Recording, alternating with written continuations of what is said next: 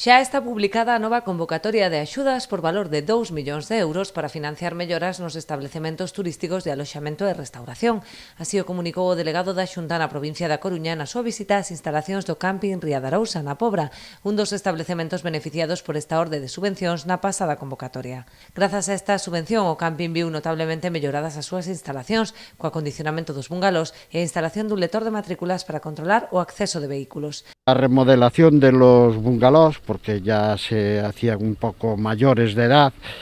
y después elementos como por ejemplo el acceso de entrada automático, un lector de matrículas que no permite, si un coche no está registrado en recepción, no le permite el acceso. O delegado fixo un chamamento aos empresarios a solicitar estas axudas que, ademais da modernización das instalacións, permitirán acometer obras para eliminar barreiras arquitectónicas, mellorar a eficiencia enerxética ou avanzar nos sistemas de digitalización. Os negocios do sector do turismo vinculados coa hostelería ou coa restauración poden pedir a subvención para que lles axudemos nas melloras das súas infraestructuras, poden presentar actuacións tanto para